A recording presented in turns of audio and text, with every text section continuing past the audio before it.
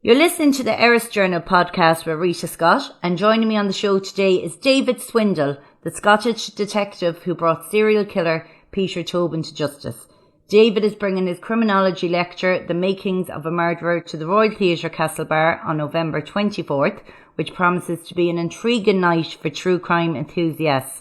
And David joins me today to tell us more about it. So thank you so much for your time today, David. Thank you. Thank you for giving me this opportunity to speak in your podcast, Rita. Yes, I'm coming to that venue in Ireland, but I'm going to 3 others as well. So I'm excited about coming to Ireland. I was there with it in April at the Helix in Dublin. So we're spreading it around this time, and I'm really looking forward to bringing the show and speaking to people, because every single place I go, every theatre is different people. And so far, in fact, this week, that will be the 100th show. Oh my goodness. You're a busy man. Yes, that was when you tried to get me last week to speak to me. The internet wasn't very good. You've got me now. I've got good internet, and so have you. So it's Ireland speaking to Scotland across the water.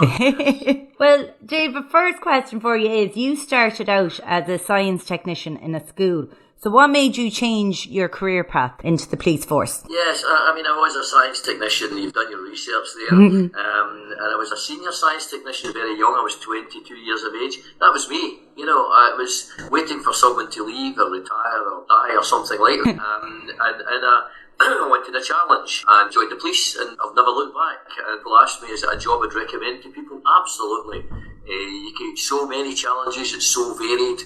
And I joined the police when I was 22, and I retired, but you've probably seen what I've said online. I left the police in 2011. I don't like that word, retired. So I left the police, and I'm still using my skills to help families, victims, and I'm doing this show throughout the UK. Well, going back on your career, can you remember what was the first violent murder that you would have investigated? Well, as a young officer, a young cop in the street, you start out as a uniform officer. I went to loads of deaths and loads of murders and cases like that. I was a part of the team working on different types of murder inquiries. Early ones were a couple of two separate cases of young girls that were murdered. Then I had other ones that were street fights, people have fought, people have killed. It doesn't matter what the motive is, and I say that on the show because I know you're coming to the show. A motive is not an excuse for a murder. Yeah. It should matter what the motive is. We deal with all murders. If someone's lost a loved one, we should investigate every type of loss of life like that, irrespective of the motive. So true. Well, as I mentioned in your introduction, you brought serial killer Peter Tobin to justice. So for those who don't know who he was, could you tell us just a bit about who Tobin was, the investigation, and how you caught him? Yes, Peter Tobin was an individual that really all we knew about him before he killed in 2006 was the fact that he was a sex offender. And in 1981, he had raped and tried to murder 2 young girls in Portsmouth and Holland. However, the way he became identified as a serial killer is because he killed someone else. Sadly, he killed a young woman, Angelica Kluck, in a church in Glasgow, a Catholic church in Glasgow. And I was the senior investigating officer in charge of that investigation. It was complicated, there was quite a lot of issues around it. But Tobin was working at that church as a church handyman, and he had a false name. And he was also working with the Loaves and Fishes under a false name, and he was a missing sex offender. So I don't want to, a lot of it features in the show, so in the second part there's bits about the case there. Yeah. But some of the substance of it is that Tobin murdered Angelica Kluck. I was investigating that case. As soon as I saw what he had done to Angelica Kluck, the ferocity of what he had done, the fact he was forensically aware that he was an organised individual that used false names, I created a thing called Operation Anagram to look at Tobin's life. And I timelined his life with a team, with a whole team involved in that. And we looked at Tobin's life from when he was born right through and where he was at different times. And we identified other places he had been. And as a result, we identified that he had murdered 2 young girls that were missing a way back in the 1990s. A young girl, Vicky Hamilton, who went missing from Scotland, and another young girl, Dynamite Nichol, who went missing down near Guildford in England. And we eventually found their bodies were buried in a place that they stayed in. I mean, the operation went on for years. That is snapshot of it. And Tobin was killed before, and it was right. He's a serial killer, and I suspect he's killed other people. But we've never been able to find out who else he's killed. It's quite sad to think there's possibly other families out there whose children he has killed, and they never got that closure to know he's taken these secrets to his grave if there was more victims. Yes, absolutely. I mean, that is the thing about Peter Tobin. He targeted Dynamite Nichols, vulnerable at that time. She was hitching a lift. Vicky Hamilton was lost at a bus stop. She was vulnerable. Angelica Clute murdered at the church. She was a trusting individual, a nice girl. Planned it all, and they concealed the bodies. And that is the problem. His whole life, he hung around religious establishments, homeless persons unit, where he would see vulnerable people. Now, sometimes vulnerable people, if they're vulnerable, they've got no family, might not be reported missing, so how do you know they're missing? So, I speak about that. And the show that's coming to Ireland isn't just about Tobin, it's about killers, murderers, and can they commit the perfect murder? That's a question that people are always thinking about. I speak about no-body murders, when someone like Tobin murders someone and buries bodies or burns bodies, destroys them. And I speak about motives, and I speak about various high-profile serial killers. Fred and Rosemary West, who tortured and murdered vulnerable women. Dennis Nielsen, Harold Shipman. I speak about a lot of the big cases. And the theme through it is how organised killers are. And I say that on it, and if you've been researching, you'll see I've said they're cunning, they're controlling, they're conniving, they're charming. You'll see all this on it, and I speak about all that. I don't glamorise killers. Sometimes some of these programmes, Jeffrey Dahmer, Netflix, people forget who the victims are, and that is the problem. And I come right out with that at the start, because we should never forget that for every one of these murderers, there's a victim. Yeah. In case of serial killers, more than one victim, who's someone's daughter, someone's son. So we should never forget the victims, never glamorise the killers. And that's the feedback a lot of people, they like that and they realise that. And we also speak about early intervention. We speak about, can we identify a killer earlier? I speak about that. I speak about specific examples.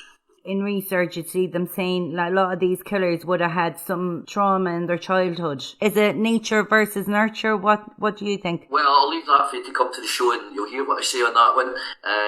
Nature nurture features on it, and excellent. To it, so I have nature nurture on it, and I speak about it, and I speak about are they born evil, or something that just happens along their journey. So I do speak about that, and that's in it. And there's other programmes people might want to watch before they come, and one of them is where that nature nurture thing features, and it's on Amazon Prime, called Becoming Ian Brady. Yeah. Murdered the children, the Moors, tortured them, and it's on Amazon Prime, Becoming Ian Brady. 3 episodes, so it's good. A lot of people have watched it before they come, and you'll hear me speaking about nature nurture, you hear other experts, and it's quite good to watch that before they come. I think it's going to be so fascinating because so many people have such a fascination with serial killers and true crime. And I think it'll make it so interesting to come and hear from a detective, from someone who has investigated these cases, and as you say, it's not been glamorized, it's facts. Having witnessed so many violent murders, investigations, it's quite a dark world to live in. How do you separate yourself from that? Yes, the issue about how you cope and how you manage your life comes up quite a lot, and people are always interested in, and that's why the show is, I'm looking at the killers, I'm talking about the killers, and that question that you say comes up a lot, and podcasts that you're doing here personalises it a bit. There was the one, the Lad Bible, 20 minutes with a murder detective, and there's a few others. And that is a good source for people, because the show is not about me, it's about the killers and about the victims. But yes, there's things that you'll never forget as a police officer. There's horrible things you see. Every murder's horrible. But what you have to do is you have to try and get the work-life balance, and you need to try and not let it affect you personally. Every day, people that are in that audience, people that are listening to this just now, they have, they've got challenging jobs. There's challenging jobs, and it's like you need to get your work-life balance sorted, and you need to manage stress, because that's what it's there. And people do. There's things I'll never forget, but you get a coping mechanism. You can't, says me, having left the police after 34 years, and now doing a huge tour like this, and now working with victims abroad, people that are killed abroad, saying you have to switch off. I know that sounds, but yes, you have to have a coping mechanism. And the danger is, as a police officers in the street, they see horrible things. Police officers in the CID, they see horrible things. A lot of people are personally affected by it, but there is more of a recognition now of PTSD, and there is more counselling available to police officers now than there were years ago when I was in it. But you cope. You manage to cope, and that's the thing. I mean, I'm a skier. I keep myself reasonably fit. I have to if I'm touring the UK and Ireland and Wales. So you have to get the work-life balance sorted out, and you need to try and manage the challenges. During the show, can the audience can ask questions? The audience can interact online. You know, some of these audiences are really big. You know, some of the audiences have been like 2,000, 1,800. It varies. If one person asks a question, everyone looks at that person and they get bored. And you can't do it because it changes the whole dynamics of it. So what I do is, and you'll see it going up before it, Catherine, my social media person, I think you spoke to, trying to find me last week. People go on and they tag a question, and they go on, there's a tag on the social media post we put out there, and they put in the question online. At the interval, when everybody's at the bar having drinks after my first part, you send in questions, and then I come out the second part and I've got screenshots of the questions and I read out the questions. Oh, that's a great way of doing it.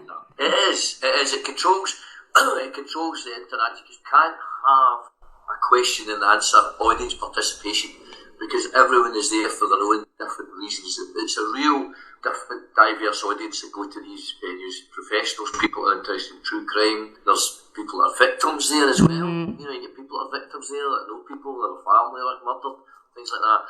So you can't. If someone asks a question, it only focuses on that person, and the 800 other people or the other 1,000 people get bored. So it's a good way to do it, and it's worked. Yeah, it's worked, and it's good. And then they can. One of the things I also encourage them to do, if there's questions that are burning issues, is to send in if they've got a personal issue that they maybe are a victim themselves, so they know someone's a victim. They can send in that to my personal hashtag, my tag, which is crime expertise on Instagram and Twitter, and then I get back to them personally the following week in a more confidential thing. And there are a lot of people that are affected by what we speak about, so it's very powerful. But it's a good question about questions. We manage it that way. The other way I thought about was put the QR code and they can point the phone at that. But this works. This is much easier. I think it's so much better because someone might have a question, but they're too shy to stand up in front of a room full of hundreds of people and ask their question. So it's a great way for them to do it without having to stand up. Now, when you were talking there, you mentioned about how you support victims of crime. Could you talk a little bit about that? Yes. What happened was when I left the police, tired, as I say in inverted commas, I set up independent reviews. So I do independent reviews for families. I am not a private investigator. I am nothing like that. I don't call myself anything like that. I'm a reviewer. And it has metamorphosized into multilingual reviewer because I have a team of people round about me, researchers and linguists that speak all sorts of different languages. And what happens is, if someone is unfortunate enough to lose a loved one abroad in another country on holiday, you don't expect the government, the British government, the Irish government, Welsh government, Scottish governments, any of these governments to interfere. The stance or to try and influence investigation. The stance of the UK government is that we do not interfere or try to influence investigation in our country unless that country requests our assistance. So families are struggling, they're really struggling. They've got to find their way through legal systems abroad. They've got to get translators, got to pay fortunes for it. And we've got Victims Abroad, which is just victimsabroad.com. It's all on my website, davidswindle.com, but we've got a separate website for that, www.victimsabroad.com, and they'll see what we've got on that. And it's translators that we've got, that I've known, that I've worked with for years, the researchers, they're experts in their own field, and they can help them through the path. It's very difficult. I think probably the easiest way for people is to listen to my podcast. It's a bit different from yours. And it's the voices of victims at Swindle Search for the Truth. And it's the families that have lost loved ones abroad in Spain, in India, and other places. And they're speaking of what happened to them. And they're appealing for information. And you hear them, how they've been let down. Because one thing is that if anyone, British, Irish, Welsh, Scottish, whatever, if they lose a loved one in our country, you will not get the same standard of investigation as you get here. And that's reality. Isn't that horrific? You've got to understand that. There's different policing systems in these countries, but you don't get the same. It's great for them to have someone like you that they can turn to. Yes, we try to help. We might not be able to get them the answers they want, but one thing is for sure, we've managed to help push. And it's a lot of it is social media driven. Set up a website in the name of the victim, run Facebook, run Instagram, run Twitter in the name of the victim, and put stuff in different languages out there to try and reach people that will get help. So it's very difficult for families. Very difficult for families. They're let down, and that's the sad realities of it. So it's something I touch on during the show. And I refer to the podcast on it, and I know from the figures that a lot of people have been listening to the podcast, because I can see them. You'll know, because you've got a podcast yourself, you can see the analytics on it. Swindle Search for the Truth, your podcast, that can be seen on your website as well, for anybody who wants to have a listen. Yes, it's Swindle Search for the Truth. It's on Spotify, it's on Apple, it's on all the platforms, all the website platforms, but all the links will be on my website. We don't have a Swindle Search for the Truth website as such, but it's got a Twitter account, and we've got a Twitter account as well. So everything that I speak about is on my website. And there's a section about the tour, there's a section about the feedback, there's a section about the different things that I'm involved in, and created. So it's all there, yeah. Well, for anybody who wants to buy tickets for The Makings of a Murderer in the Royal Theatre, Castlebar, they're available now on Ticketmaster, and the show is on the 24th of November. And David, I'm really looking forward to meeting you on the night. It sounds absolutely fascinating, and as you say, you're not glamorising the murderers.